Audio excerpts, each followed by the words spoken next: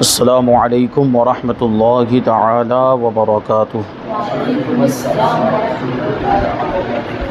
نحمده ونصلی ونسلم علی رسولہ الکریم، اما بعد فاعوذ باللہ من الشیطان الرجیم، بسم اللہ الرحمن الرحیم۔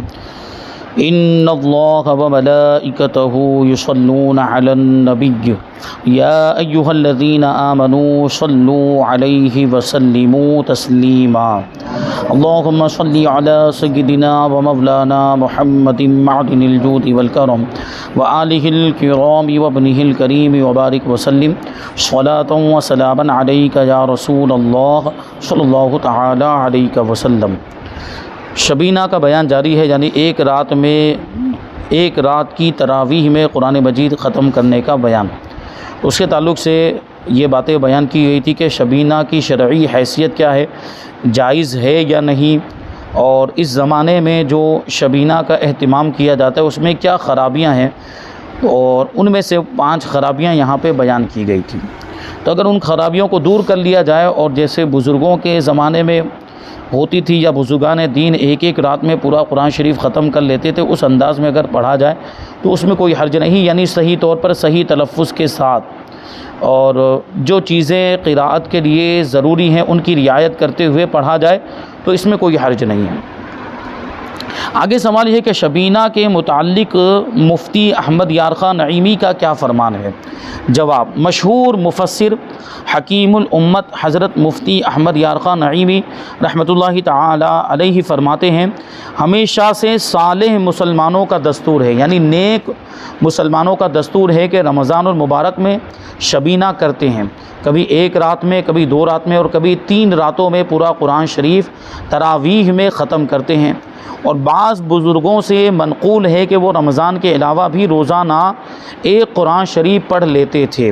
یہ سب کچھ جائز اور ثواب ہے، بشرطے کہ اتنی جلدی نہ پڑھے کہ حروف قرآن درست ادا نہ ہو، نہ سستی اور کسل سے پڑھے، یعنی سستی بھی نہ ہو اور اس میں کسی طرح کی کوتاہی بھی نہ ہو، صحیح طریقے سے پڑھا جائے، درست پڑھا جائے تو اس میں کوئی حرج نہیں۔ اب سوال یہ ہے کہ مروجہ شبینہ کے بارے میں صدر الشریعہ نے کیا فرمایا ہے، یعنی اس زمانے میں جس شبینہ کا رواج ہو گیا ہے تو اس کے بارے میں حضور صدر الشریعہ کیا فرماتے ہیں؟ جواب: صدر الشریعہ مفتی امجد علی اعظمی رحمۃ اللہ تعالی علیہ فرماتے ہیں، شبینہ کے 1 رات کی تراویح میں پورا قرآن پڑھا جاتا ہے، جس طرح آج کل رواج ہے کہ کوئی بیٹھا باتیں کر رہا ہے، کچھ لوگ لیٹے ہیں، کچھ لوگ چائے پینے میں مشغول ہیں، کچھ لوگ مسجد کے باہر حقہ نوشی کر رہے ہیں، اور جب جی میں آیا 1 آدھ رکعت میں شامل ہو گئے، یہ ناجائز ہے۔ اور آج کے زمانے میں ایسا ہوتا ہے، وہ شبینہ کا اہتمام کرتے ہیں تو اس میں ناشتے کا بھی اہتمام ہوتا ہے، بیچ بیچ میں کھانے کا بھی اہتمام ہوتا ہے، تو کھانے کے لیے بیٹھے ہیں تو پھر بیٹھے ہی رہ جاتے ہیں، ناشتہ کرنے کے لیے بیٹھے تو پھر بیٹھے ہی رہ جاتے ہیں، چائے پینے کے لیے چلے گئے تو چائے پیتے رہ جاتے ہیں، انتظار کرتے رہتے ہیں کہ کب رکوع میں امام صاحب جائیں تو آ کر شامل ہو جائیں، تو اس طرح ٹائم پاس کرتے رہتے ہیں۔ تو اس طرح پڑھنے کا پھر کوئی مطلب نہیں، یہ تو ایک اعتبار سے بے حرمتی ہے، اس طرح پڑھنے کی ہرگز اجازت نہیں ہے۔ تو جو بزرگوں کے زمانے میں شبینہ ہوتی تھی تو اس میں یہ اس طرح کے معاملات نہیں ہوتے تھے، پوری دل جمعی کے ساتھ، دلچسپی کے ساتھ، خشوع و خضوع کے ساتھ وہ پڑھا کرتے تھے۔ تو اس طرح ہو تو اجازت ہے، لیکن جس طرح ہمارے زمانے میں رائج ہو گئی، اس میں بہت ساری برائیاں آ گئی، بہت ساری خرابیاں آ گئی ہے، تو اس طرح اگر پڑھیں تو اس کی اجازت نہیں ہے۔ سبق نمبر 24 میں سنتیں اور نوافل کا بیان۔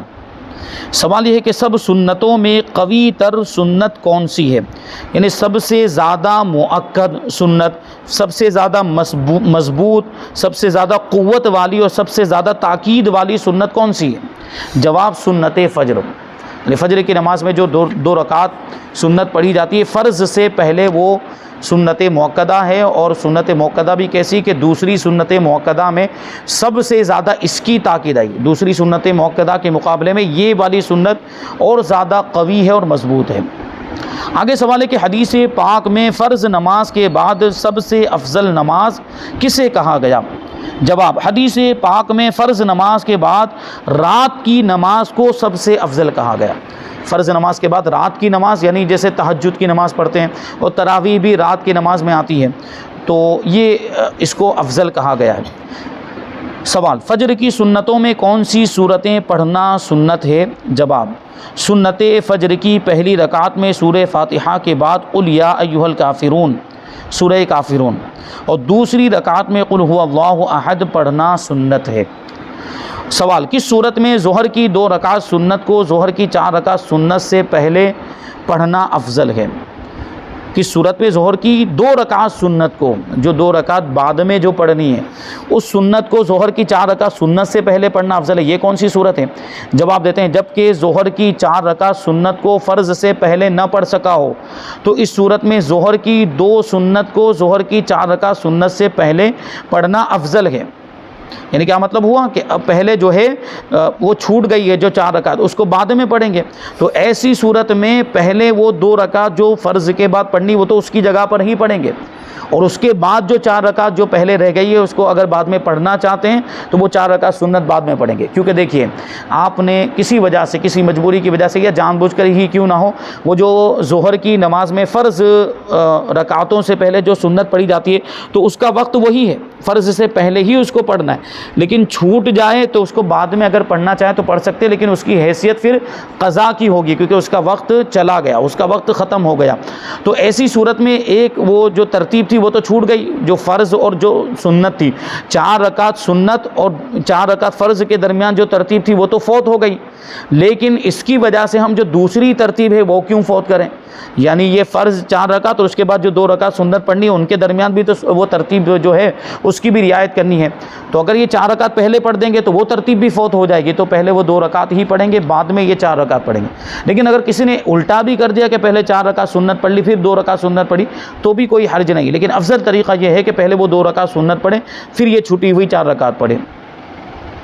سوال، دن بھر میں کتنی رکعتیں سنت موقدہ ہیں؟ جواب، جمعہ کے دن جمعہ پڑھنے والے پر 16 رکعتیں اور جمعہ کے علاوہ باقی دنوں میں ہر روز 12 رکعتیں سنت موقدہ ہیں۔ کیسے؟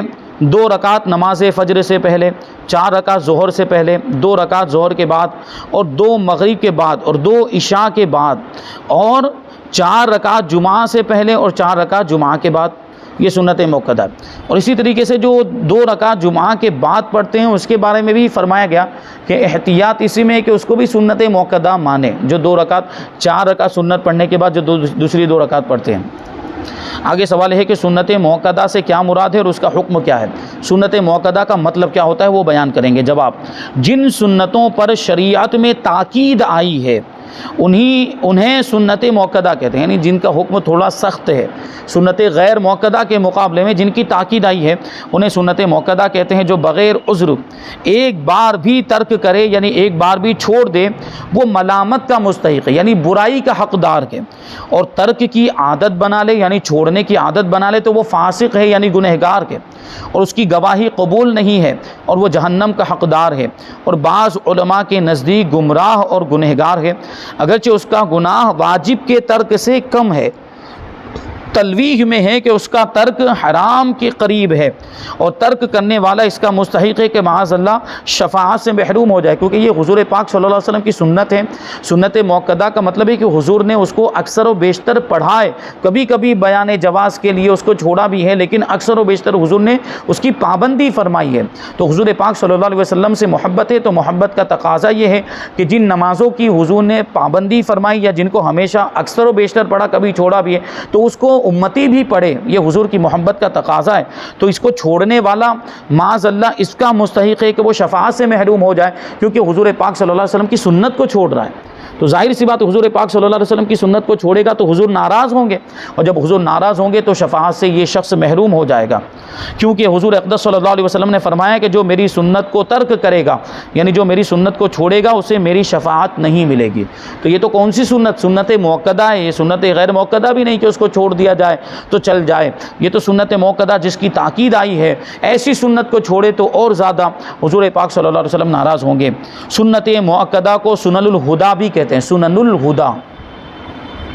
آگے سوال ہے کہ تاکید کے اعتبار سے سنت موقدہ کے درجات بیان کیجیے، یعنی سنت موقدہ ہونے میں تو وہ ساری جتنی بھی سنت موقدہ وہ سب برابر ہیں، لیکن اس میں بھی کوئی سنت ایسی ہے جو اور زیادہ تاکید والی ہے، جیسے ابھی سنت فجر کے بارے میں بیان کیا، تو اس کا جواب دیتے ہیں کہ سب سنتوں میں قوی تر سنت فجر ہے۔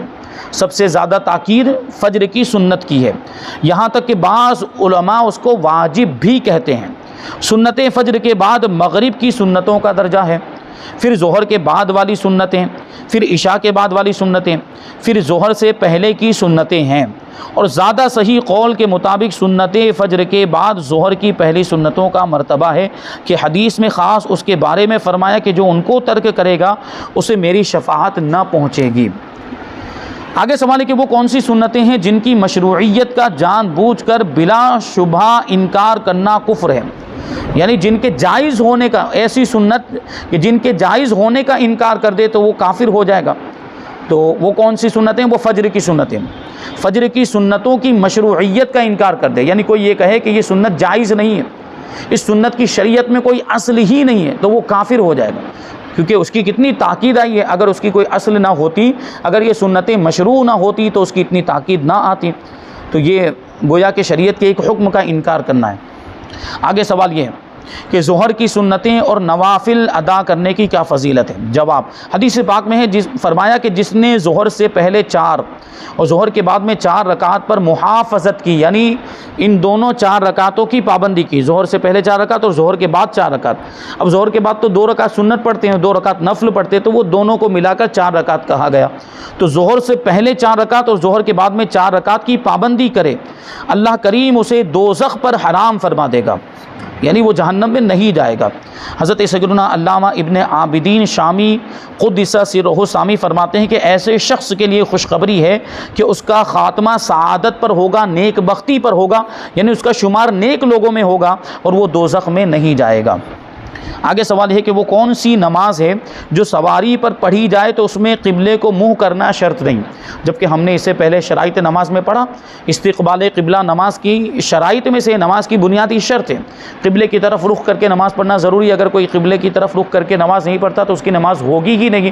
لیکن ایسی کون سی نماز ہے کہ جو سواری پر پڑھ رہے ہوں اور سواری پر پڑھنے کی مجبوری ہے، کسی مجبوری کی وجہ سے، یعنی مطلب کیا ہوا، وہ سواری سے نیچے نہیں اتر سکتا ہے، جیسے پرانے زمانے میں گھوڑوں پر سفر ہوتا تھا، اونٹ پر سفر کرتے تھے، تو وہاں ایسی کوئی مجبوری ہو کہ وہ نہیں اتر سکتا، جیسے مثال کے طور پر وہ جگہ ایسی ہے کہ وہاں ڈاکوؤں کا معاملہ ہے کہ اگر نیچے اتریں گے تو ڈاکو ڈاکہ ڈال دیں گے اور سارا سامان لوٹ کر لے جائیں گے، اور بسا اوقات ایسا ہوتا ہے کہ وہ قتل بھی کر دیتے ہیں، تو ڈاکوؤں کا خوف ہے، ڈاکوؤں کی جانب سے نقصان پہنچنے کا اندیشہ ہے، تو ایسی صورت میں وہ سواری پر پڑھ رہا ہے، کون سی نماز؟